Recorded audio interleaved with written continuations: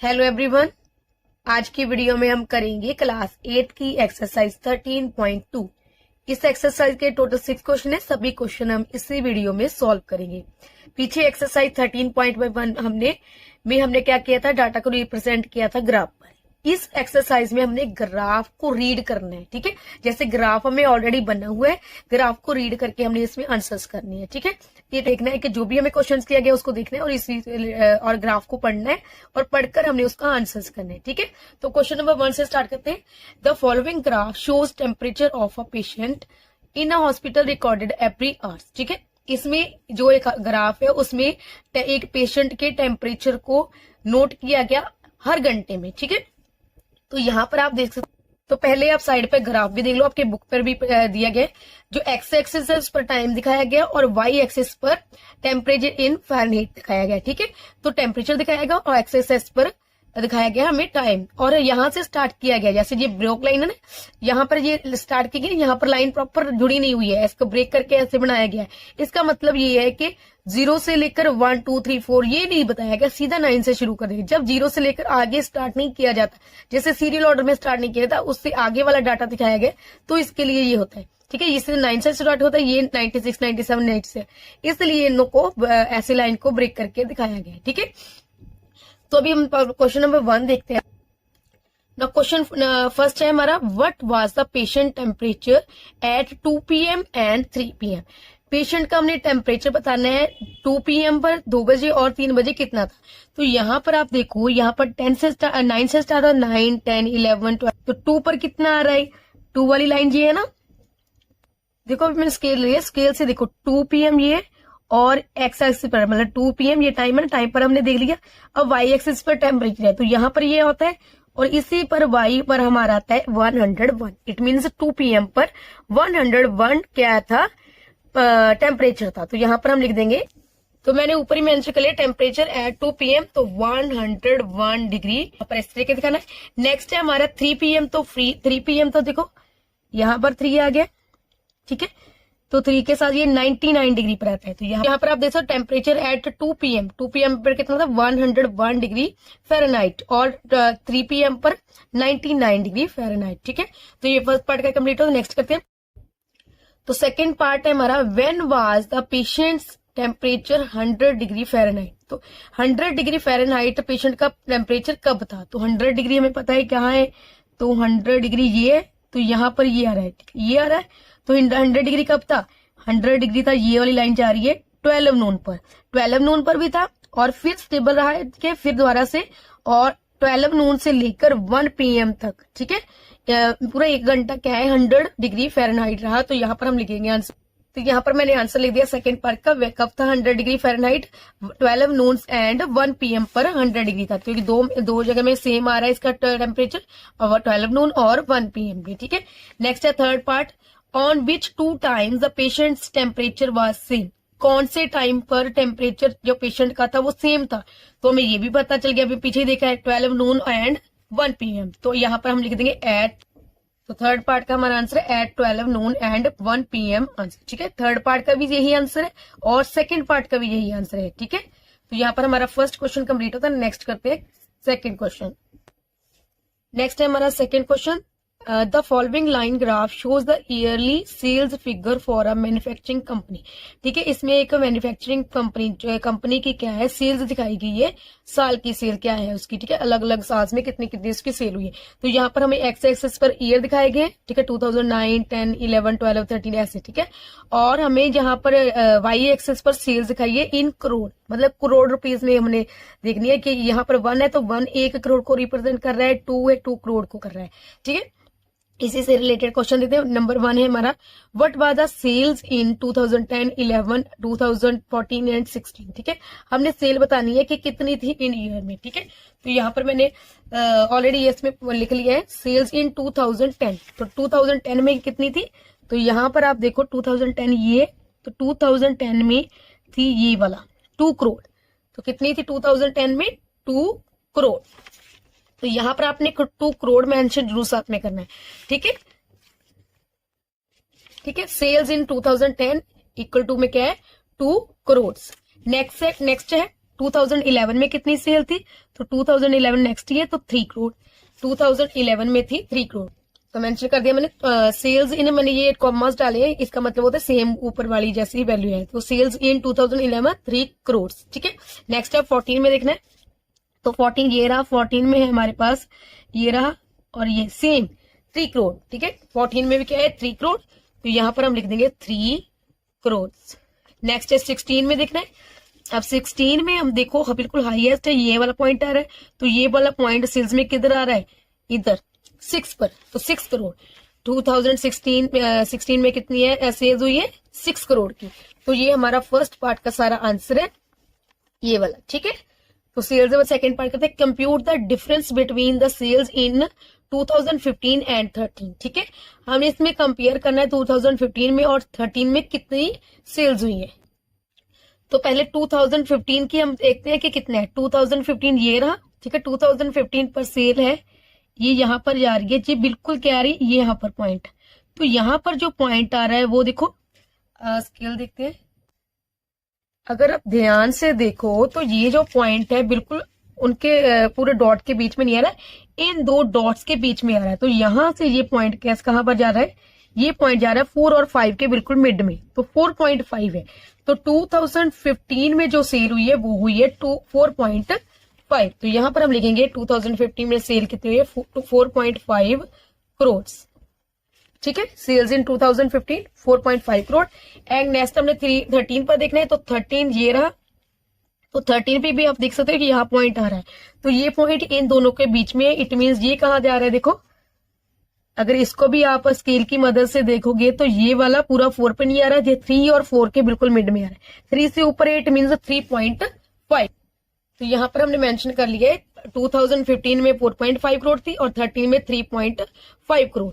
अब डिफरेंस कितना है, डिफरेंस आएगा इन दोनों को माइनस करते हैं, 4.5 माइनस 3.5, तो 4.5 को यहाँ पर करोड़ भी लेते हैं, 4.5 में 4.5 और 3.5 हमें सीधे पता है, ये जीरो आ गया, पॉइंट का पॉइंट है, 3 माइनस किया 1, तो 0.0 लिखने की जरूरत नहीं है, तो 1 करोड़ है। तो कितना डिफरेंस आया दोनों में, 1 करोड़ का डिफरेंस आ चुका है। ये हमारा सेकंड पार्ट का आंसर है, क्लियर। नेक्स्ट है third part, whether the sale was same in every year. इसमें पूछा गया कि हर साल क्या सेल सेम रही है, तो आप देखकर ही पता चलता है, ये कर्व जो रेड कलर से बनी हुई है, तो इसको देखकर पता चल रहा है कि कभी भी जो सेल्स है वो सेम नहीं रही। 2009 में 1 करोड़ थी, फिर 11 में 2 करोड़, 10 में 2 करोड़ आ गई, फिर 13 3 करोड़ आ गई, ऐसे चेंजेस आते रहे हैं, तो सेम कभी भी नहीं रही। तो आंसर इज 3 का आंसर क्या है, नो, ठीक है। सीधा आंसर आप नो लिख सकते हो, नो। यहां पर हमारा सेकेंड क्वेश्चन कंप्लीट होता है। नेक्स्ट करते हैं क्वेश्चन नंबर थर्ड। नेक्स्ट है हमारा third question, a person cycles from a town to a neighbouring area to deliver a packet to a merchant, his distance from the town at different times is shown by the graph, ठीक है। एक person है, इसमें एक person के द्वारा neighbouring area, अपने नजदीक एरिया में पैकेट डिलीवर किया जाता है एक मर्चेंट को, ठीक है, एक व्यापारी को पैकेट डिलीवर किया जाता है। इसमें डिस्टेंस बताया गया है, उसका डिस्टेंस कितना है, अलग अलग टाइम पर उसने कितना कितना डिस्टेंस तय किया है, ये बताया गया है। एक्स एक्सिस पर हमें दिया गया टाइम और वाई एक्सिस पर डिस्टेंस दिया गया इन किलोमीटर, ठीक है।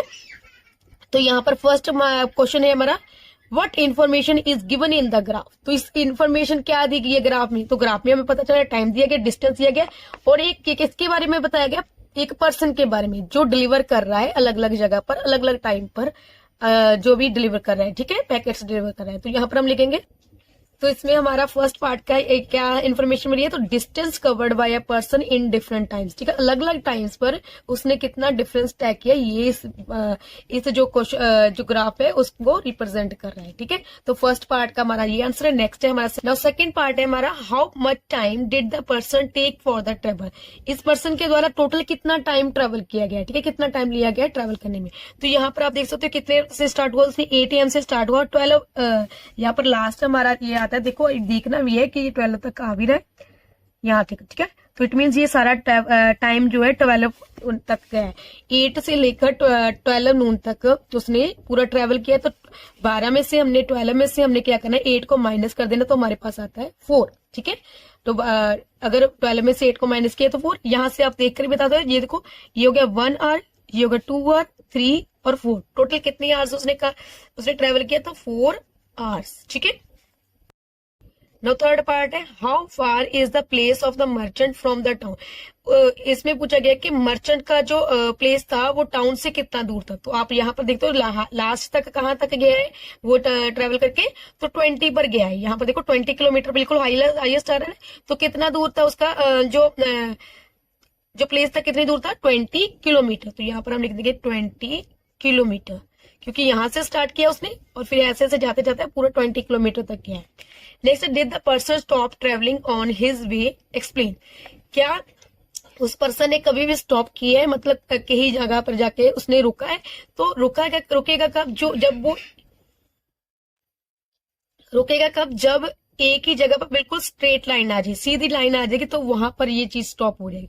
तो आप जब अगर यहाँ पर ग्राफ में अगर देखोगे ध्यान से, तो यहाँ पर देखो ये 14 पर क्या आ रहा है, बिल्कुल लाइन सीधी आ रही है। इट मीन जहां पर वो रुका हुआ है। तो यहाँ पर कौन सी टाइमिंग है, तो यहाँ पर आप देख सकते हो 10, ये वाली टाइमिंग हमारी कितनी है, 10 AM से लेकर ये बीच में आ रहा है। ठीक है, 10:30, क्योंकि ये वाली टाइमिंग जो है पूरी नहीं है। ये वाली टाइम देखो 10 पर आ रही है और ये वाली 11 पे नहीं आ रही, 10 और 11 के विचकार आ रही है दूसरी वाली। ठीक है, तो 10:30 तक वो रुका है, 10 AM से वो 10:30 AM तक स्टॉप हुआ है। तो यहाँ पर हम लिखेंगे। नाउ नेक्स्ट है हमारा फोर्थ पार्ट का जो मैंने आंसर है वो यहाँ पर लिख दिया, yes he stopped at 10 AM to 10:30 AM। ठीक है, 10 AM से लेकर 10:30 तक वो रुका है, स्टॉप हुआ है। बिकॉज ग्राफ एट, यहाँ पर एक्सप्लेन भी लिखा है ना, इसलिए हमने यहाँ पर आगे लिख रहे हैं, because graph at 10 AM and 10:30 AM is at same distance, क्योंकि दोनों का डिस्टेंस 14 आ रहा है। ठीक है, 10 AM पर भी 14 किलोमीटर और 10:30 पर भी 14 किलोमीटर है, इसलिए ये वाला हमें जिससे हमें देख कर पता चला कि वो पर्सन वहां पर स्टॉप हुआ है, ट्रेवलिंग में भी स्टॉप हुआ है। ठीक है, तो फोर्थ पार्ट का आंसर हो गया। यहाँ पर हमारा क्वेश्चन नंबर 3 कंप्लीट होता है। नेक्स्ट करते हैं question number 4।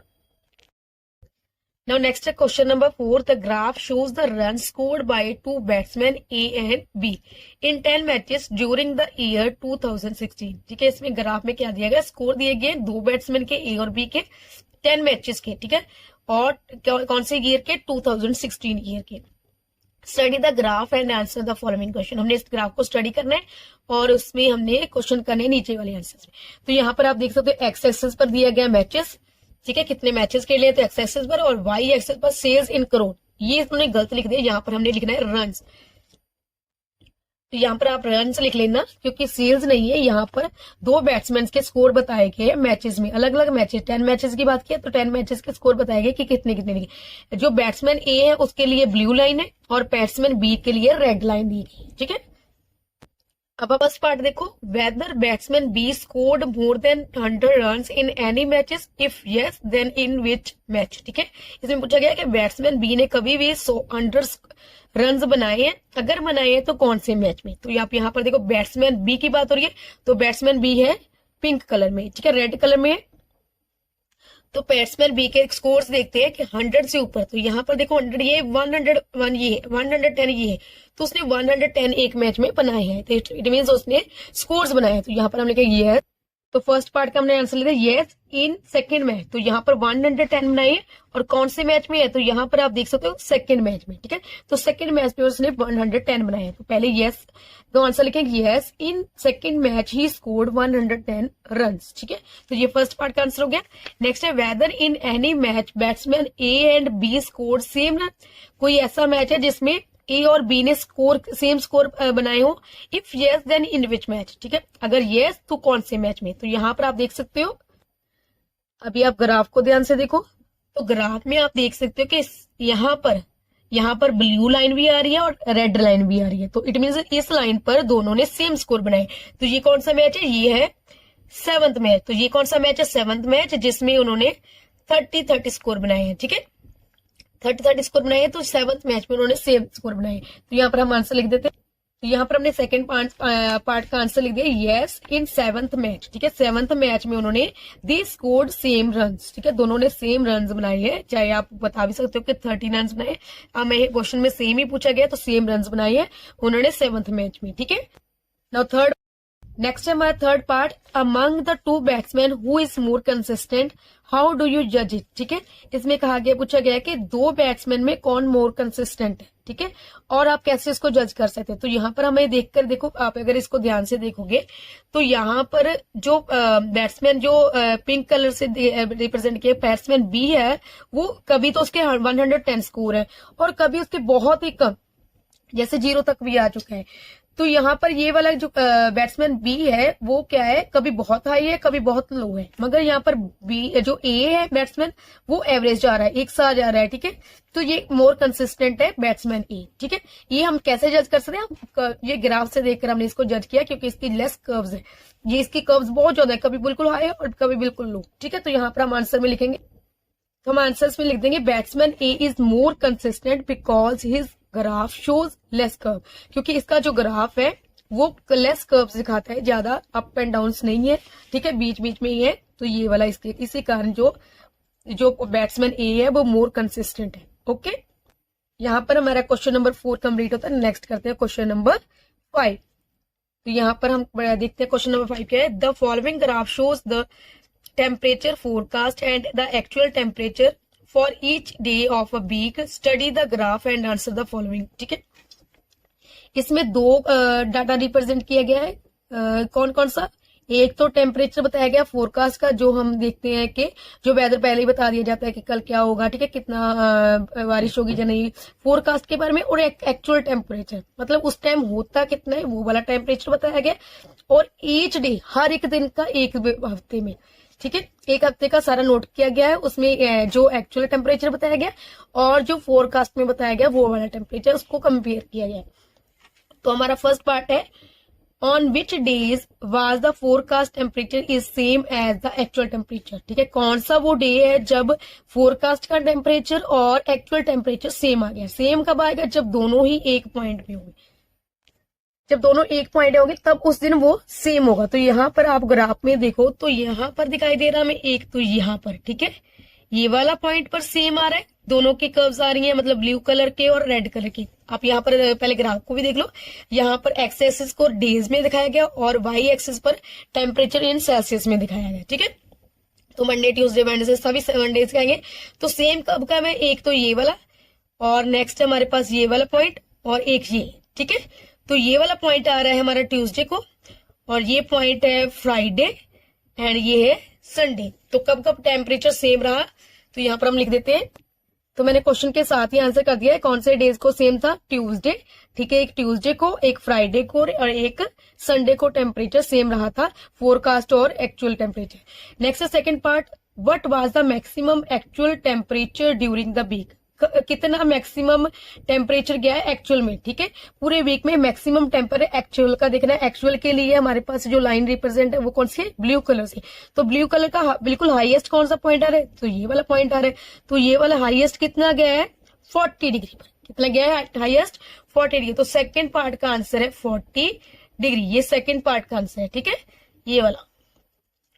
Next third part, on which day the actual temperature differ the most from the forecast temperature. कब कौन सा डे है जब बहुत ज्यादा डिफरेंस था, एक्चुअल टेम्परेचर कुछ और आया और फोरकास्ट में कुछ और ही बताया गया। कौन सा टेम्परेचर जिसमें बहुत ज्यादा डिफरेंस था, तो आप यहाँ पर मंडे में देखो तो मंडे में इतना सा डिफरेंस आ रहा है, ट्यूसडे में तो सेम ही है और वेडनेसडे में सेम ही आ रहा है, थर्सडे में भी सेम है, फ्राइडे में सेम नहीं मतलब थोड़ा कम आ रहा है। ठीक है, थर्सडे में बहुत कम आ रहा है, फ्राइडे में भी कम है, मगर सैटरडे में बहुत ज्यादा डिफरेंस आया है। जो फोरकास्ट है उसमें 25 डिग्री बताया गया था मगर एक्चुअल में आया 40 डिग्री। इट मीन्स जो सैटरडे है उस दिन क्या हुआ, फोरकास्ट में और एक्चुअल टेम्परेचर में बहुत ज्यादा फर्क था। तो यहाँ पर हम लिखेंगे कौन सा डे था, सैटरडे। ठीक है, तो ये हमारा आंसर है थर्ड पार्ट का। तो यहाँ पर हमारा क्वेश्चन नंबर 5 कंप्लीट होता है। नेक्स्ट करते हैं question number 6। Observe the following temperature time graph and answer the following question. ठीक है, हमें ये टाइम ग्राफ दिया है, टेम्परेचर इन फारेनहीट और टाइम इन आवर्स और टाइम घंटों में बताया गया। ये हमें लाइन ब्रेक दी गई है क्योंकि इसका मतलब 0 से लेकर 1 2 3 इस तरह से स्टार्ट नहीं, सीधा 6 से स्टार्ट है और ये 98 का से स्टार्ट है और 6 से 7 8। ठीक है, ये दो के डिफरेंस से किया गया है। अब नीचे नीचे हमें क्या दिया गया, क्वेश्चन दिया गया जो एमसीक्यूज टाइप है, ठीक है। हमने इसमें क्वेश्चन पढ़ना है और इस ग्राफ में से रीड करके इसके आंसर्स करने। फर्स्ट पार्ट है on which time the temperature is maximum, कौन से टाइम पर जो टेम्परेचर था बहुत ज्यादा मैक्सिमम था बहुत ज्यादा, ठीक है। सबसे ज्यादा कब था, तो यहां से हमें ग्राफ से देख रहे यहाँ पता चला यही जब सबसे ज्यादा है, तो ये कौन सा है 104। और कब था, इसरो ने पूछा गया टाइम कौन सा था, तो टाइम है 12 आवर, तो 12 आवर्स हमारा ए ऑप्शन है, तो ए ऑप्शन हमारा करेक्ट है। नेक्स्ट है second part on which time the temperature is minimum, minimum मतलब सबसे कम, तो सबसे कम कब था, तो यहाँ पर देखो ये वाला पॉइंट सबसे कम है और ये इट मीन 2 बार हमारा क्या है, 2 बार टेम्परेचर क्या था सबसे कम था, एक तो 6 आवर में, एक 20 में। तो क्वेश्चंस में देखते हैं, तो यहाँ पर ऑप्शन डी दी गई है 6 आवर्स एंड 20 आवर्स पर क्या था, मिनिमम टेम्परेचर था। नेक्स्ट है third part 103 degree Fahrenheit temperature is on the time, ठीक है। 103 हमने देखना है कौन से टाइम पर था, तो यहाँ पर हम ग्राफ में देखते हैं, तो 103 हमारा यहाँ पर आता है, तो यहाँ पर ये इस पर आ रहा है पॉइंट, तो नीचे देखेंगे तो ये 10 आवर पर आ रहा है, तो 10 आवर ऑप्शन ए है हमारा, तो थर्ड पार्ट का ए ऑप्शन हमारा करेक्ट है। Next fourth part what is the difference of the temperature at 6 hours and 20 hours, 6 hours per कितना टेम्परेचर था, तो 6 आवर में 98 था और 20 पर भी कितना था 98, तो डिफरेंस क्या हुआ, कुछ भी डिफरेंस नहीं है क्योंकि इसमें भी 98 था इसमें भी 98, तो जीरो, बिल्कुल भी डिफरेंस नहीं है, 0 डिग्री आ जाएगा। नेक्स्ट है fifth part what was the rise in temperature from 10 hours to 12 hour, तो 10 आवर से लेकर 12 आवर तक कितना राइज हुआ, कितना बड़ा है, तो 10 आवर का पहले एक बार देख लेते हैं। 10 आवर का है हमारा 103, तो 10 आवर पर 103 है, और 10 टू 12 तक देखना है, तो 10 के बाद 12 ये 12 पर आ गया 104, तो 10 पर 12, 10 पर कितना था 103 और 12 पर 104, तो कितना डिफरेंस आया, सिर्फ 1 डिग्री का आया, तो यहाँ पर 1 डिग्री फ़ारेनहाइट आंसर है ऑप्शन ए, ठीक है। तो 1 डिग्री का भी डिफरेंस आया, तो ये वाला आंसर है। तो यह हमारा क्वेश्चन नंबर 6 कंप्लीट होता है। इसी के साथ हमारी एक्सरसाइज 13.2 भी कंप्लीट होती है। उम्मीद करती हूँ आपको सम अच्छे से समझ आए होंगे और वीडियो पसंद आई होगी। अगर वीडियो पसंद आई तो उसको लाइक और चैनल को सब्सक्राइब जरूर करना। Thank you.